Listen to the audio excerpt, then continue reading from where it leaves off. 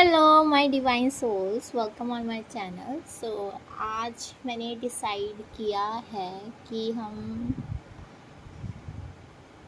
एक collective reading करेंगे। वैसे भी मैं कलेक्टिव रीडिंग ही करती हूँ, बट मुझे रिसेंटली ये रियलाइज़ हुआ है कि मेरे पास जो साइकिक एबिलिटीज़ हैं, मैंने उसका गलत इस्तेमाल किया है।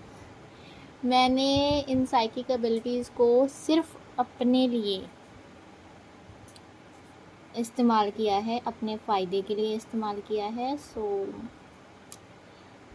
माँ काली ने मुझे ये रियलाइज़ करवाया कि ये जो एबिलिटीज़ मुझे दी गई हैं, ये सिर्फ़ मेरे फ़ायदे के लिए नहीं हैं, ये दूसरों को अवेयर करवाने के लिए दी गई हैं। इसके पीछे न जाने कितने जन्मों की मेरी तपस्या होगी, जो मैंने इस जन्म में बिना कोई साधना किए, बिना कोई हार्डकोर मेडिटेशन किए अपनी ये साइकिक एबिलिटीज़ हासिल भी कर ली। और बचपन से मेरे साथ है ये सब। मैं स्पिरिट को देख पाती हूँ और वो स्पिरिट मेरे आसपास होती है, वो महसूस कर पाती हूँ। अगर कोई स्पिरिट मुझे हाथ लगाए, मुझे टच करे तो मुझे पता चल जाता है। ऐसा नहीं है कि कोई बुरी स्पिरिट ही मेरे कांटेक्ट में आएगी। मैंने बहुत सारी अच्छी स्पिरिट के साथ भी कांटेक्ट तो किया है। मैं नहीं चाहती कि मैं उनसे बात करूं, लेकिन वो खुद सामने से आकर मुझे गाइडेंस देते हैं, मुझसे बात करते हैं। तो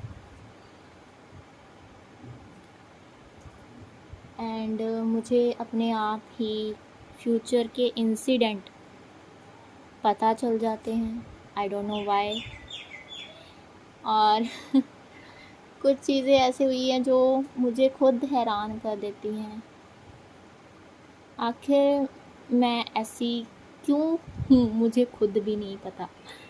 और एस्ट्रोलॉजी पढ़ने के बाद मुझे ये पता चला है कि मेरा जो 8th हाउस है वो बहुत ज़्यादा पावरफुल है, और उसमें रेट्रोग्रेड सैटर्न होने की वजह से मेरे पास ऐसी एबिलिटीज़ हैं जो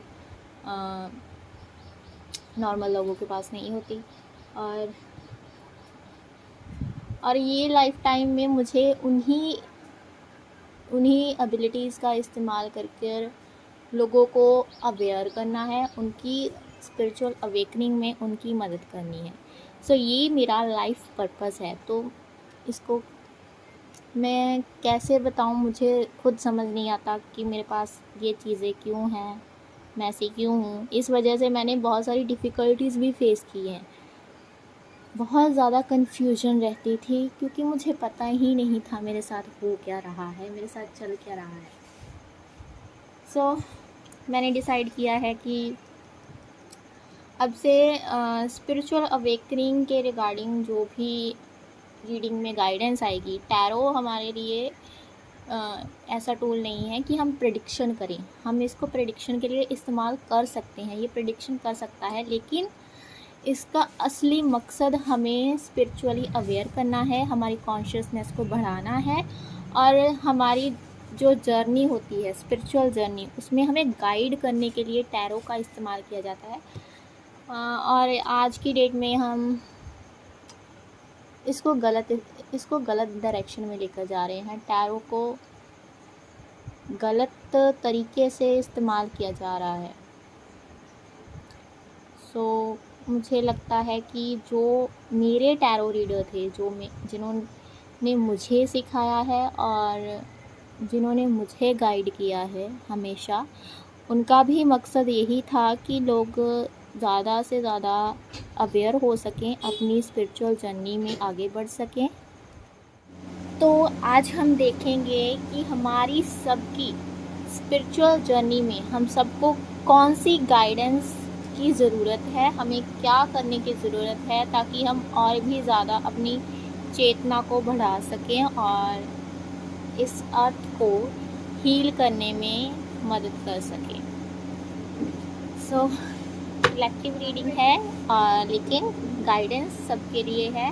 स्पिरिचुअल जर्नी में हमें आगे क्या करना है, हमारी क्या रिस्पॉन्सिबिलिटी है, हमारा क्या कंट्रीब्यूशन है इस अर्थ के लिए, हम वो देखेंगे। सो स्पिरिट की हेल्प से चैनलिंग करने की कोशिश करते हैं। थैंक यू माता दी।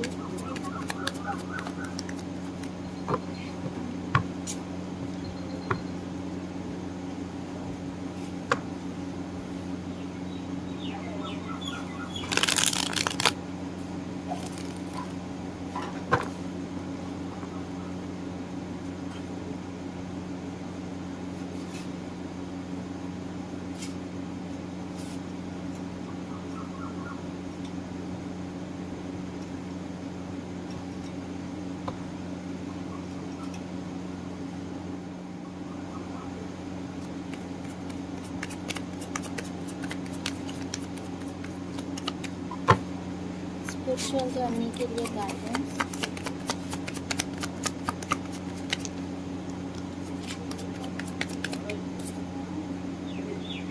एट ऑफ पेंटिकल्स का कार्ड है हमारे पास।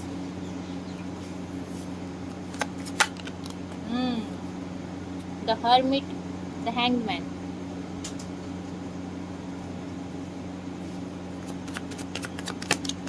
अवेकनिंग चल रही है बहुत सारे लोगों की कलेक्टिव में।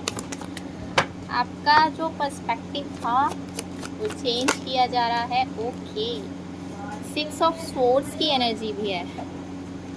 मैं पहले कार्ड्स ले लेती हूँ।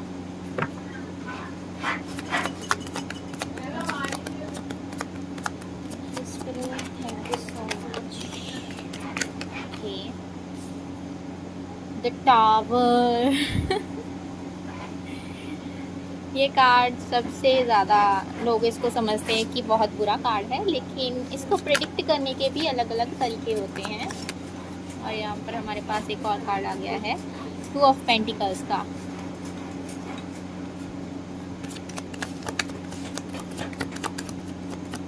One more card, queen of cups.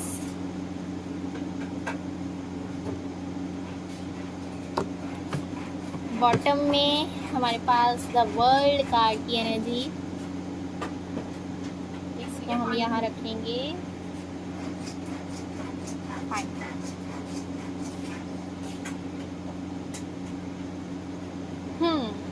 तो मुझे लग रहा है कि बहुत सारे लोग यहाँ पर अपने काम पर ध्यान दे रहे थे। इन पास्ट काम पर ध्यान दे रहे थे, काम कर रहे थे, अपनी रिस्पॉन्सिबिलिटीज़ निभा रहे थे। बहुत हार्ड वर्किंग लोग दिखाई दे रहे हैं यहाँ पर। और मुझे लगता है कि आपकी डेस्टिनी में है कि आप बहुत ज़्यादा हार्ड वर्क करोगे। यहाँ पर 8 नंबर की एनर्जी मतलब सैटर्न की एनर्जी। तो सैटर्न तो हमें पूरा डिसिप्लिन में रहना सिखाता है, तो डिसिप्लिन पर्सन भी हो आप। यहाँ पर मुझे लगता है कि कुछ ना कुछ आपकी लाइफ में कुछ डिस्ट्रक्टिव हुआ है। कोई फाउंडेशन टूटी है, किसी रिश्ते की फाउंडेशन टूटी है, किसी सिचुएशन की फाउंडेशन टूटी है, किसी न्यूज़ ने आपको पूरा हिलाकर रख दिया है। कोई शॉकिंग न्यूज़ आपको मिली हो सकती है, कोई शॉकिंग इंसिडेंट आपकी लाइफ में हो चुका हो सकता है। सो ये टावर कार्ड बहुत ज़रूरी होता है हमारी लाइफ में, बहुत ज़रूरी। अब स्पिरिचुअल अवेकनिंग ही इसी टावर के बाद होती है। इसी टावर कार्ड की वजह से हम चीज़ों को डिफरेंट तरीके से देख पाते हैं। अंधा विश्वास जो होता है, हम किसी भी पर्सन पर इतना ज़्यादा भरोसा कर लेते हैं कि हम सब कुछ उस पर्सन को अपनी लाइफ के बारे में बता देते हैं या अपनी पर्सनल चीज़ें भी बता देते हैं, जो कि ये टावर मोमेंट हमें सिखाता है कि ऐसा नहीं करना। ये पूरी फाउंडेशन हिला के रख देता है। हमें ऐसा लगता है कि पूरी दुनिया हमारे खिलाफ़ हो चुकी है, पूरा सिस्टम हमारे खिलाफ़ चल रहा है। कोई भी काम हमारे लिए क्यों नहीं हो रहा। एक कहते हैं ना मतलब हम खुद को इस तरीके से तैयार कर रहे थे कि हम अपना फ्यूचर बिल्ड कर सकें। यहाँ पर 8 ऑफ पेंटिकल्स, ये यहाँ पेंटिकल क्रिएट कर रहा है ये पर्सन। इसका क्या मतलब हुआ, एक करियर को बिल्ड कर रहा है, अपनी फाउंडेशन को बिल्ड कर रहा है, लेकिन उसके नीचे हमारे पास है टावर का कार्ड। और टावर क्या कहता है, फाउंडेशन। ये जो फाउंडेशन आपने बनाई थी ना, ये खोखली थी, ये भरोसे लायक नहीं थी, लोगों पर भरोसा नहीं किया जा सकता था, गलत लोगों पर भरोसा किया आपने। डिस्ट्रक्टिव सिचुएशन इसी वजह से आई क्योंकि फाउंडेशन आपकी स्ट्रॉन्ग नहीं थी। जो फाउंडेशन होती है एक रिश्ते की, वो होती है भरोसा, ट्रस्ट, और यहाँ पर वही नज़र नहीं आ रहा। तो इस इंसिडेंट का होना आपकी लाइफ में अच्छा था, ये अच्छे के लिए ही हुआ है आपके लिए, ताकि इन फ्यूचर आपको और कोई ज़्यादा, इससे भी ज़्यादा बुरी सिचुएशन को फेस ना करना पड़े। इस वजह से करंटली आपको सच दिखाया जा रहा है, करंटली आपको लोगों का सच बताया जा रहा है, लोगों के असली चेहरे दिखाए जा रहे हैं, उनका बिहेवियर अचानक से बदल गया है और वो आपको समझ नहीं आया कि ऐसा क्यों हुआ, और सब कुछ बिखर गया आपकी आंखों के सामने। मतलब सब कुछ एक सिस्टम क्रिएट हुआ था जो आपने खुद क्रिएट किया था अपनी मेहनत से। आपको लग भी रहा होगा कि आपकी मेहनत बेकार चली गई, लेकिन यहाँ पर मुझे सैटर्न की एनर्जी दिखाई दे रही है। तो सैटर्न हमेशा डिले करता है रिज़ल्ट देने में, तो आपका रिज़ल्ट डिले हो सकता है, लेकिन ऐसा नहीं है कि आपको अपनी मेहनत का रिज़ल्ट नहीं मिलेगा। नेक्स्ट हमारे पास हैंगमैन है और 2 ऑफ पेंटिकल्स है। तो अब आपके पास 2 सिचुएशन है, या तो इस सिचुएशन से हार जाओ या इस सिचुएशन को फेस करो। अब आप दोनों के बीच अटके पड़े हो, स्टक हो। यहाँ पर आपको स्टक इसलिए रखा गया है ताकि आप खुद को समझ सको, अपनी वैल्यू को समझ सको। यहाँ पर हैंगमैन उल्टा लटका हुआ है, क्यों? क्योंकि वो दुनिया को अलग नज़रिए से देख रहा है। अब आपको भी अपना नज़रिया चेंज करने की ज़रूरत है, आपको अपनी सिचुएशन को अलग तरीके से देखने की ज़रूरत है कि ये जो भी सिचुएशन आपके साथ हुई है वो आपके अच्छे के लिए हुई है। इन फ्यूचर आपके साथ और भी बुरा हो सकता था। आपको अभी ही प्रेजेंट में ही आपके जो भी लोग थे आसपास के जिन्होंने भी आपको धोखा दिया, उनका असली चेहरा आपको अभी दिखा दिया गया। अगर फ्यूचर में कभी पता चलता तो देर हो जाती, बहुत देर हो जाती। अब ये चीज़ आपको समझाई जा रही है, ये पर्सपेक्टिव आपको चेंज करना है कि ये अच्छे के लिए हुआ है जो भी हुआ है।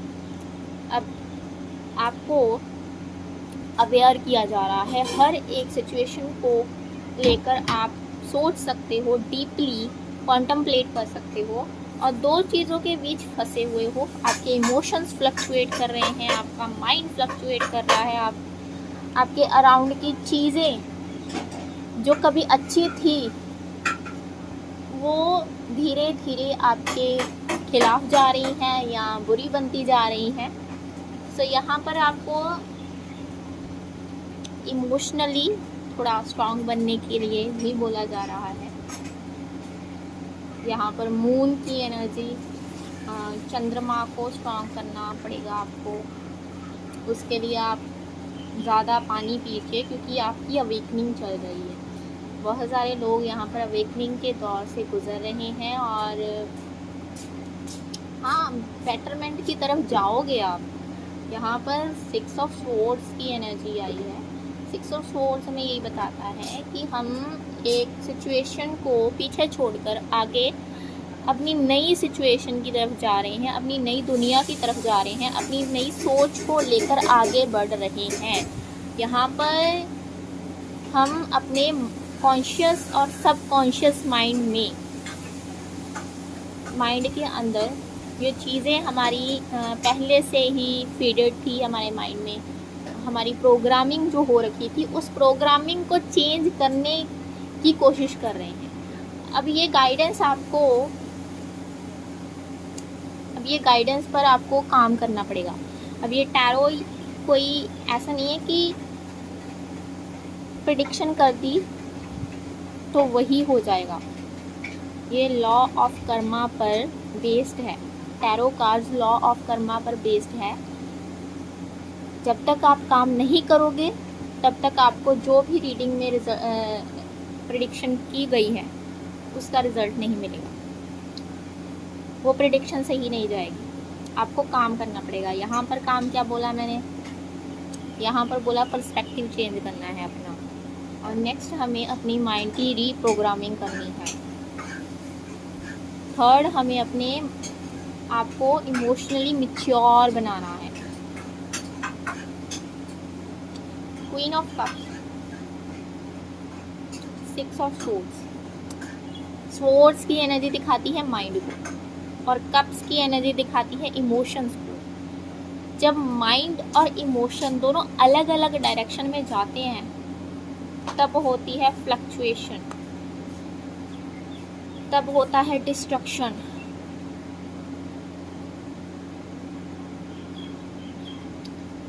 इन सब सिचुएशन से डील करने के लिए एक ही रास्ता है, अपने आप को हमें खुद समझाना होगा कि जो हुआ है वो अच्छे के लिए हुआ है। और हमारे पास बॉटम में वर्ल्ड का कार्ड यही बताता है कि ये जो भी कनेक्शन था ये एक कार्मिक कनेक्शन था, और इस कार्मिक कनेक्शन को आपने कंप्लीट किया है, इस साइकिल को, इस लूप को आपने कंप्लीट किया है। अब नेक्स्ट चैप्टर की बारी है। अब नेक्स्ट चैप्टर में हम कोई और लेसन सीखेंगे, कोई और एक्सपीरियंस लेंगे। लेट्स सी आपके लिए और क्या आता है। आपको आपकी स्पिरिचुअल जर्नी में और क्या सीखने की ज़रूरत है। क्वीन ऑफ कप्स, मैंने लिटरली आपके सामने ही शफल किया है। यहाँ पर भी क्वीन ऑफ कप्स है, यहाँ पर भी क्वीन ऑफ कप्स है।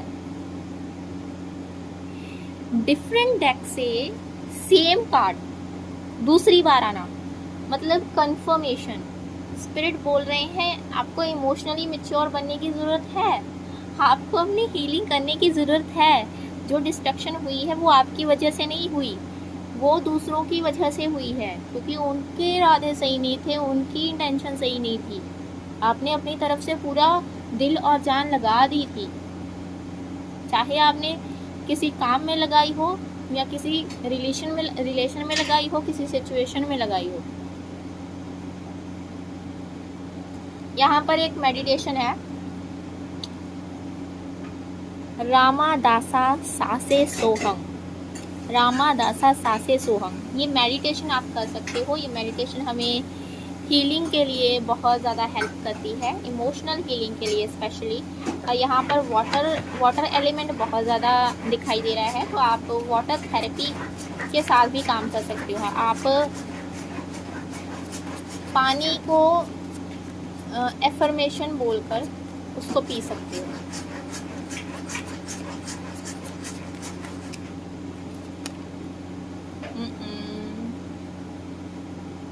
द हर्मिट, ये कार्ड मैं नहीं लूँगी, ये भी नहीं लूँगी। लेट्स सी, अगर आना होगा दोबारा आ जाएंगे।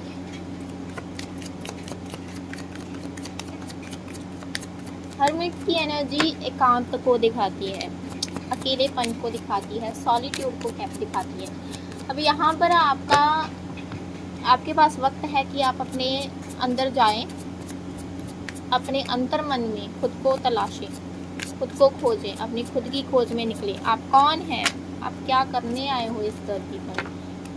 इन सवालों के साथ बैठें और खुद से पूछें। सारे जवाब आपके अंदर हैं, सारे जवाब आपको अपने भीतर मिलेंगे। ओके। टेम्परेंस, यहाँ पर भी डुअलिटी है, यहाँ पर सन और मून की एनर्जी। टेम्परेंस की एनर्जी हमें बताती है कि आपको बैलेंस में आने की ज़रूरत है। आर्कएंजल माइकल आपकी हेल्प कर सकते हैं। आप आर्कएंजल माइकल को इवोक कर सकते हो, उनसे मदद ले सकते हो।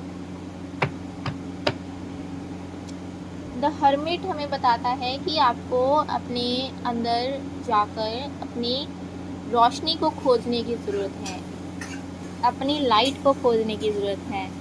आपके अंदर जो परमात्मा बैठा है उससे बात करने की ज़रूरत है, अपनी सोल के और करीब जाने की ज़रूरत है। आपको अपनी वैल्यू समझने की ज़रूरत है। आपके पास जो एबिलिटीज़ हैं वो आपको अभी पता ही नहीं है। उनको पता करने के लिए आपको एकांत में बैठना होगा, अपने साथ कुछ बातें करनी होगी। यहाँ पर द हर्मिट हमें ये भी बताता है कि चाहे पूरी दुनिया हमारे खिलाफ हो जाए, लेकिन जो हमारे अंदर रोशनी है, जो हमारे अंदर का परमात्मा है, वो हमेशा हमारे साथ रहेगा, हमेशा हमें गाइड करता रहेगा। आपकी स्पिरिचुअल जर्नी में आपको गाइडेंस मिलती रहेगी टाइम टू टाइम, चाहे वो स्पिरिट किसी इशारे से समझाएं, चाहे वो एंजल नंबर से समझाएं, चाहे कोई चीज़ आपको बार बार कोई साइन दिखाकर आपको बताया जाए कि आपकी स्पिरिचुअल जर्नी में आपको अब इस डायरेक्शन में जाना है।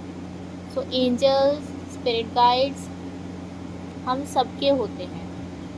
जो भी स्पिरिचुअल जर्नी पर निकलते हैं, उसको शुरू कर देते हैं, उन सबके स्पिरिट गाइड उनको गाइड करने के लिए आ जाते हैं। उनके एंसेस्टर उनके पास आ जाते हैं।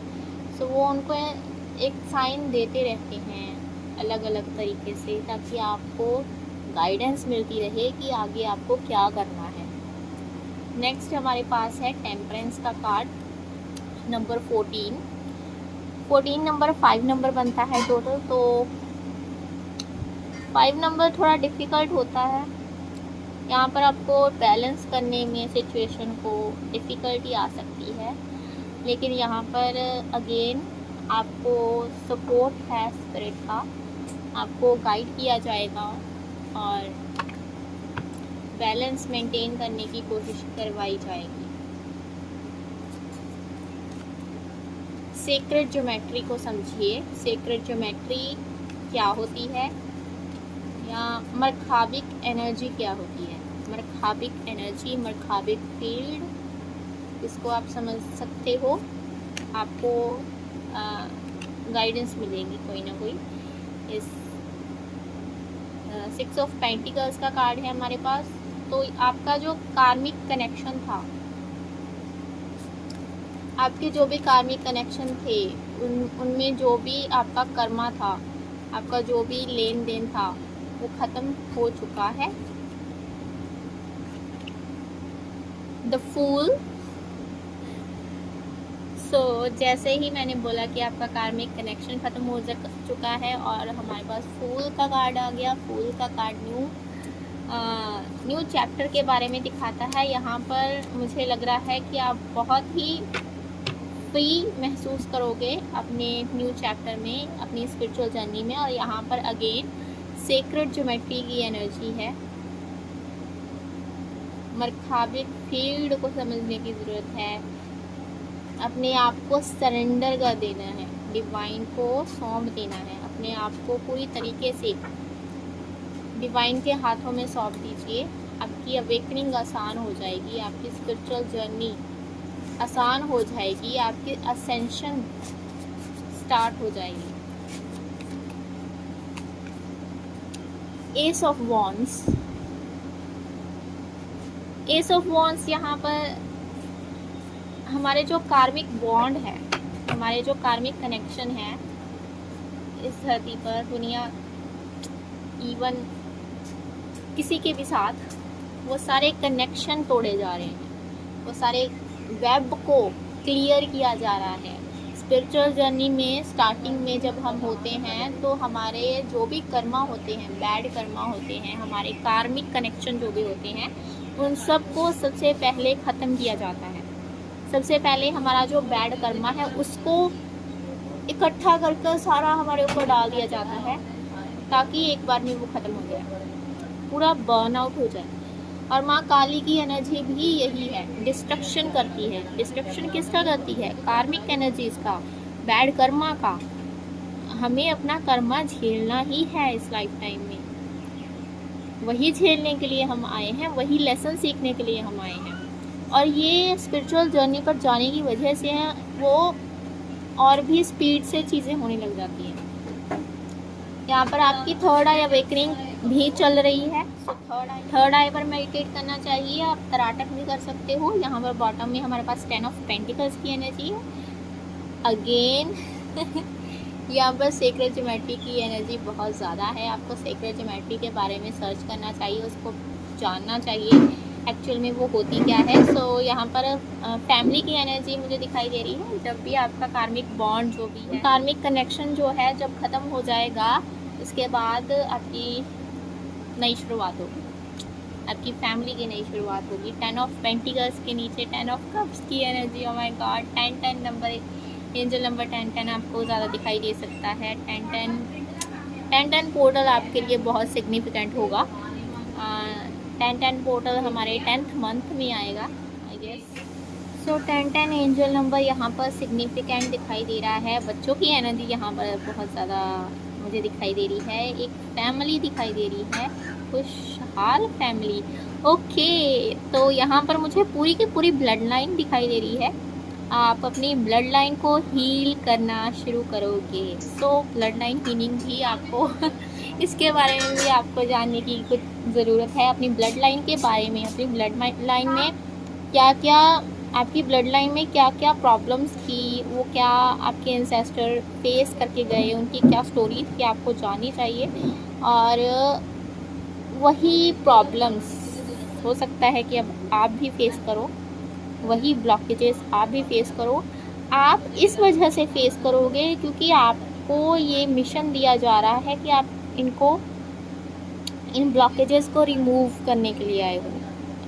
इनको रिमूव करोगे, रिलीज़ करोगे, और आपके इन ब्लॉकेजेस को रिमूव करने से आपके एंसेस्टर भी वहाँ पर फ्री हो जाएंगे, किसी तरह की बॉन्डेज से फ्री हो जाएंगे, जिसको हम पितृदोष भी कहते हैं। यहाँ पर अभी फ़िलहाल आपको बहुत सारा काम करने की ज़रूरत है स्पिरिचुअल जर्नी में। अभी आपको टावर मोमेंट से डील करना है, पर्सपेक्टिव चेंज करना है, मूव ऑन करना है सिचुएशन से, अपने आप को भी समझना है, हीलिंग भी करनी है और एंसेस्ट्रल हीलिंग भी करनी है। ब्लड लाइन के जनरेशनल कर्स को भी ख़त्म करना है, अपनी थर्ड आई अवेकनिंग भी करनी है, बैलेंस में भी रहना है। सो यहाँ पर कंप्लीट पैकेज हो गया। स्पिरिचुअल जर्नी में जो जो चीज़ें होती हैं, ये सिर्फ यही नहीं होती, और भी बहुत कुछ होता है, लेकिन यहाँ पर मुझे जो दिखाई दे रहा है वो यही फ़िलहाल चीज़ें दिखाई दे रही है। इन फ्यूचर आपकी रीडिंग करेंगे हम ज़रूर। स्पिरिचुअल जर्नी के लिए हमें बहुत और भी गाइडेंस की ज़रूरत है, आपको भी गाइडेंस की ज़रूरत है, मुझे खुद को भी गाइडेंस की ज़रूरत है। और इसमें से कुछ चीज़ें मेरे साथ भी रेजोनेट की हैं, मुझे भी गाइडेंस मिली है। ऐसा नहीं है कि ये रीडिंग सिर्फ आपके लिए ही थी। मैं भी ग्रो करती हूँ, जब मैं टैरो करती हूँ मुझे नहीं पता कौन सा मैसेज आ जाता है, जो मैंने कभी सोचा भी नहीं होता दिमाग में वो चीज़ें आ जाती हैं। सो ये थी रीडिंग आज की। आई होप कुछ गाइडेंस मिली होगी। तो अगर आप गाइडेंस पर कोई एक्शन नहीं लेंगे फिर तो कोई फ़ायदा नहीं देखने का। नेक्स्ट टाइम मत आना मेरी वीडियो देखने। अगर आप एक्शन लोगे, जो भी बातें मैंने बोली हैं उनको समझने की कोशिश करोगे, देन आप स्पिरिचुअल जर्नी में फॉरवर्ड मूव कर सकते हो। और तो कुछ नहीं, बाय बाय, नेक्स्ट वीडियो में मिलेंगे। और अगली बार थोड़ा सा जानकर आना, थोड़ा सा सर्च कर आना, जो भी बातें मैंने बोली हैं और जो भी चीज़ें मैंने समझाई हैं, क्लैरिटी देंगी ये सारी चीज़ें। मुझे खुद को क्लैरिटी मिल रही है। Okay, take care, bye bye.